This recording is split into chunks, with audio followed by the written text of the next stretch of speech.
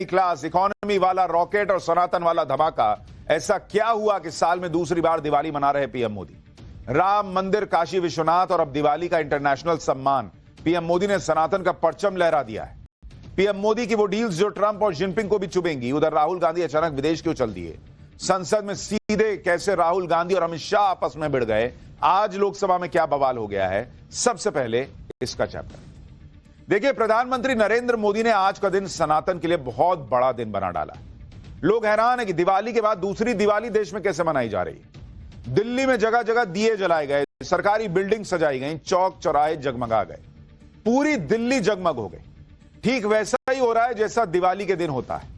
आज आपको बताऊंगा कि ऐसा क्या हुआ कि साल में दूसरी बार पीएम मोदी दिवाली मना रहे हैं। साथ ही राम मंदिर, काशी विश्वनाथ के बाद अब पीएम मोदी ने सनातन को कैसे इंटरनेशनल सम्मान दिलवाया है। आज इसका चैप्टर खोलने जा रहा हूं। इकोनॉमी पर तो जो वो धमाके कर ही रहे हैं, लेकिन सनातन को कैसे पीएम मोदी मजबूत कर रहे हैं, आज इसके बारे में आपको बताऊंगा। साथ ही भाई राहुल गांधी तो विदेश चले जा रहे हैं। क्यों जा रहे हैं वो आगे बात होगी, लेकिन राहुल गांधी और अमित शाह कैसे संसद में भिड़ गए जिस वक्त नरेंद्र मोदी जो है वो सनातन के गौरव की बात कर रहे हैं। इंडी गठबंधन कैसे एक जज के खिलाफ महाभियोग प्रस्ताव ला रहा है क्योंकि उन्होंने सनातन से जुड़ा एक फैसला दे दिया। क्यों अमित शाह और राहुल गांधी के बीच भयंकर टक्कर हुई है, मोदी क्या कर रहे हैं, सब कुछ आपको दिखाऊंगा। लेकिन पहले एक झलक।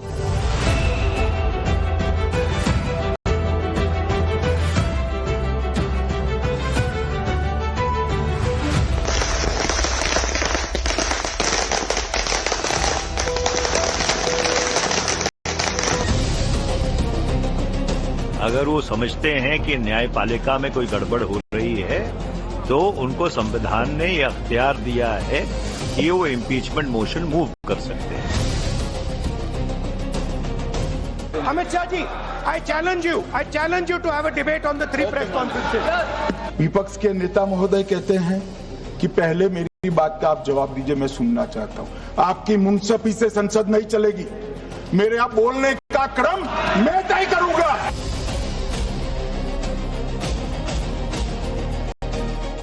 आज संसद में क्या गजब हुआ। लोकसभा के अंदर राहुल गांधी और अमित शाह की कैसे सीधी भिड़ंत हो गई और इस सीधी भिड़ंत में क्या धमाके हुए, उसके बारे में आपको आगे विस्तार से बताऊंगा। जिस एसआईआर को लेकर राहुल गांधी और इंडी गठबंधन ने इतना गदर काटा हुआ था बॉस, जब अमित शाह ने उस पर जवाब देना शुरू किया तो ये लोग लोकसभा छोड़ के चल दी। वहां बोलने लगे लोग कि भाग गए, ये लोग भाग गए। जरा देखिए कैसे विपक्ष की छीछा लेदर हुई है कि ये लोग पूरा जवाब अमित शाह का नहीं सुन पाए, नहीं झेल पाए और भाग गए वहां से। देखिए सर, ये लोग डर गए हैं, जवाब नहीं सुन सकते हैं। इतना दिनों से देश के सामने में झूठ फैला करके इन्होंने गुमराह करके चर्चा मंगा। आज गृह मंत्री जी एक बात का जवाब दे रहे हैं, ये भाग गए, डर गए, सुन भी नहीं सकते ये। अगर ये सुन नहीं सकते हैं, इतना दिनों से संसद के समय बर्बाद क्यों किया? इंडी गठबंधन क्यों लोकसभा से उठकर चला गया? संसद में क्या धमाके हुए वो तो आगे विस्तार से बताऊंगा, लेकिन पहले वो धमाके देख लीजिए जो प्रधानमंत्री नरेंद्र मोदी ने सनातन का डंका बजाते हुए कर दिए। और आज सनातन के लिए ऐतिहासिक दिन, क्योंकि सनातन के लिए एक ऐसी इंटरनेशनल खबर आई जो पूरे भारत के लिए गर्व की बात है। दिवाली को नरेंद्र मोदी ने ग्लोबल पहचान दिला दी है। यूनेस्को ने दिवाली को इंटेंजिबल कल्चर हेरिटेज लिस्ट में शामिल कर लिया है।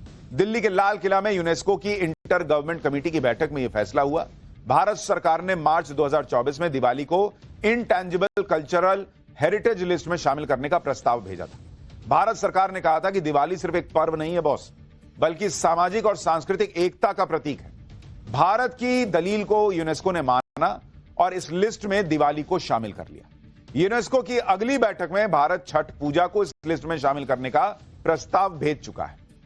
यानी यूनेस्को की ये जो बैठक हर 2 साल में होती है, पिछली बैठक 2023 में हुई, अगली अब 2027 में हो। दिवाली को यूनेस्को की इंटेंजिबल कल्चरल हेरिटेज यानी अमूर्त सांस्कृतिक विरासत की लिस्ट में शामिल किया जाना एक बहुत बड़ी उपलब्धि है।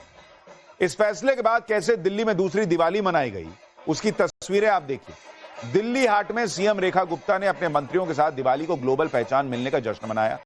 इस दौरान सीएम और मंत्रियों ने दिए जलाए, भगवान राम और माता सीता की पूजा की गई, जय श्री राम के नारे लगे। आप तस्वीरें देखिए किस तरीके से दूसरी दिवाली मन रही है एक साल के अंदर।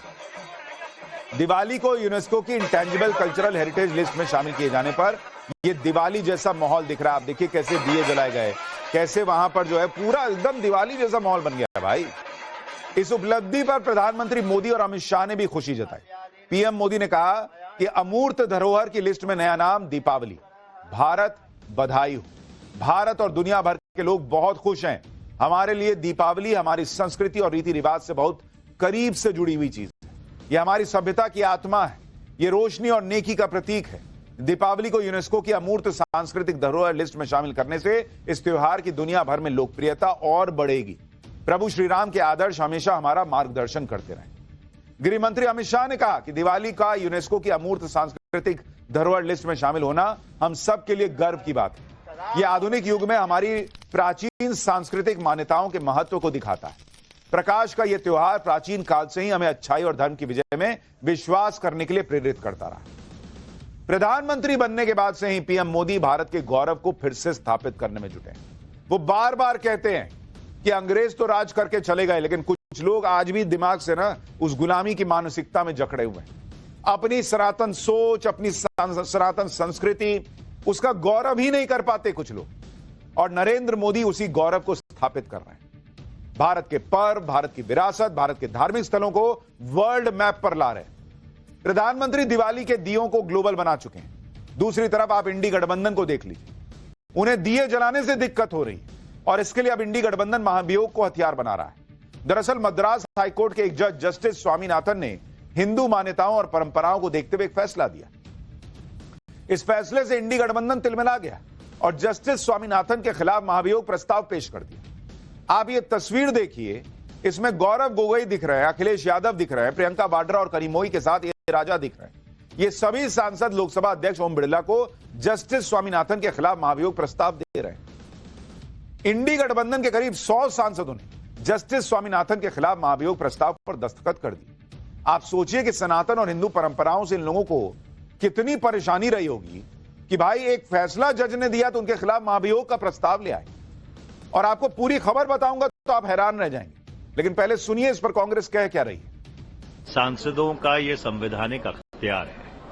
अगर वो समझते हैं कि न्यायपालिका में कोई गड़बड़ हो रही है तो उनको संविधान ने ये अख्तियार दिया है कि वो इम्पीचमेंट मोशन मूव कर सकते हैं। इम्पीचमेंट मोशन के बाद जजेस इंक्वायरी एक्ट के तहत एक इंक्वायरी होती है। इंक्वायरी में अगर सब कुछ ठीक पाया जाता है, इम्पीचमेंट वहीं रुक जाती है।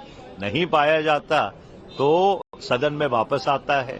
सदन में जो संबंधित जज हैं उसको उनका अपना पक्ष रखने का खुद या अपने वकील के जरिए मौका मिलता है। ये तो संवैधानिक प्रक्रिया है। इंडी गठबंधन जस्टिस स्वामीनाथन के पीछे क्यों पड़ गया, अब इसकी पहले वजह सुन लीजिए। दरअसल ये पूरा मामला तमिलनाडु के मदुरई में तिरुअनंतपुरम के पहाड़ी पर कार्तिकई दीपम उत्सव से जुड़ा हुआ है। पहाड़ी पर भगवान मुरुगन को समर्पित एक प्राचीन मंदिर है जिसके बारे में मान्यता है कि इसे 8वीं शताब्दी में पल्लव राजाओं ने बनवाया था। इस मंदिर को तमिल साहित्य में मुरुगन कोयल के नाम से जानते हैं। यहीं पर कार्तिकई दीपम उत्सव मनाया जाता है जो तमिल हिंदू संस्कृति का महत्वपूर्ण अंग माना जाता है। इस पहाड़ी पर एक दरगाह भी है जिसे सिकंदर बादुशाह दरगाह कहते हैं। 1994 में दरगाह और मुस्लिम भावनाओं को देखते हुए राज्य सरकार ने दीप जलाने की अनुमति नहीं दी। उसके बाद यह मामला कोर्ट में चला गया।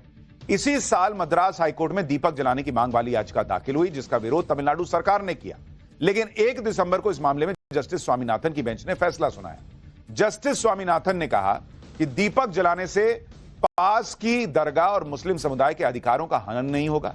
जस्टिस स्वामीनाथन ने मंदिर के अधिकारियों को पहाड़ी पर मौजूद दीप स्तंभ पर दीपक प्रज्वलन सुनिश्चित करने के लिए कहा। जस्टिस स्वामीनाथन ने कहा कि यह मंदिर की ड्यूटी है कि दीप स्तंभ पर दीप प्रज्वलित हो, लेकिन तमिलनाडु सरकार ने मद्रास हाईकोर्ट के इस आदेश को नजरअंदाज कर दिया। इसके बाद 3 दिसंबर को जस्टिस स्वामीनाथन ने एक और आदेश दिया। जस्टिस स्वामीनाथन ने श्रद्धालुओं को खुद से ही दीपक प्रज्वलित करने की अनुमति दे दी। कोर्ट ने सीआईएसएफ से श्रद्धालुओं की सुरक्षा सुनिश्चित करने के लिए भी कहा। इसके साथ ही हाईकोर्ट ने आदेश नहीं मानने पर तमिलनाडु सरकार के खिलाफ अवमानना का नोटिस जारी कर दिया। इसके विरोध में तमिलनाडु सरकार सुप्रीम कोर्ट चली गई। फिर इंडी गठबंधन जस्टिस स्वामीनाथन के खिलाफ महाभियोग प्रस्ताव लेकर आ गया।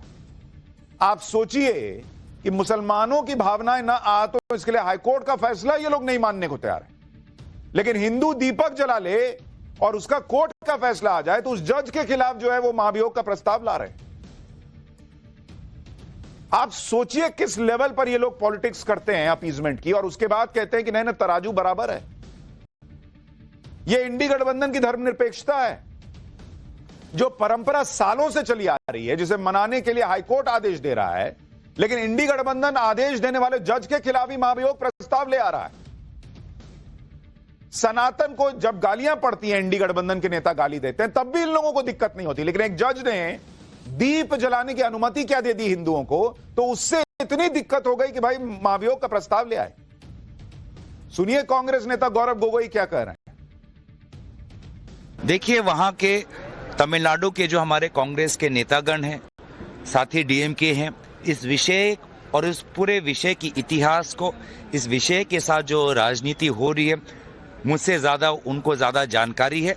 बहुत अच्छी तरीके से वो आपको बता पाएंगे इसके इतिहास का पूरा घटनाक्रम। तो बिना पूरे इतिहास और घटनाक्रम अगर वो आपको बोले तो ज़्यादा पुख्ता आपको जानकारी मिलेगी। आप देखिए कि महाभियोग का प्रस्ताव लेकर जाने वाले गौरव गोगोई भी थे और खुद मान रहे हैं कि मेरे से अच्छा है कि उन लोगों से पूछिए, मेरे से अच्छा वो बता सकते हैं। खुद अच्छे से पता भी नहीं है, लेकिन जज के खिलाफ महाभियोग का प्रस्ताव लिया है। किस लिए? सिर्फ एक मैसेज देने के लिए ना। आप सोचिए कि मुसलमानों की भावनाओं के लिए इंडी गठबंधन हिंदू परंपराओं और मान्यताओं पर रोक लगाने का समर्थन कर रहा है, और इसके खिलाफ पिछले दिनों मदुरई में काफी प्रदर्शन हुआ है। श्रद्धालुओं ने पहाड़ी पर जाकर दीपक जलाने की कोशिश की, लेकिन पुलिस ने जाने नहीं दिया। तमिलनाडु बीजेपी अध्यक्ष नयनार नागेंद्रन भी इस प्रोटेस्ट में शामिल हुए। पुलिस ने नयनार नागेंद्रन को हिरासत में ले लिया। तो इसलिए जो नरेंद्र मोदी कर रहे हैं, सनातन का गौरव वापस ला रहे हैं, वो इस देश में आज की डेट में कोई मामूली बात नहीं है, क्योंकि एक तरफ ऐसे नेताओं की फहरिस्त है बॉस जो ऐसे कदम भी उठा रहे हैं। यह मामला आज संसद में भी उठा। गृह मंत्री अमित शाह ने अपने भाषण में इस मामले की बात करते हुए इंडी वालों की वोट बैंक पॉलिटिक्स की क्लास लगा दी। कोई जज आजादी के इतने साल में नहीं हुआ है मान्यवर कि कोई जज एक जजमेंट दे तो जज के खिलाफ इंपीचमेंट लेकर आते हैं। अपनी वोट बैंक को एड्रेस करने के लिए इंपीचमेंट लेकर आते हैं मान्यवर। और ये सारे ने तो साइन कर दिया, साथ ही साथ उद्धव जी ने भी साइन कर दिया। उद्धव जी, जजमेंट क्या है? एक पहाड़ी पर मान्यता है कि यहां सबसे ऊपर दिया जलाया जाए। मान्यवर, एक वोट बैंक को संभालने के लिए एक हाईकोर्ट के जज के सामने इंपीचमेंट लेकर आए हैं।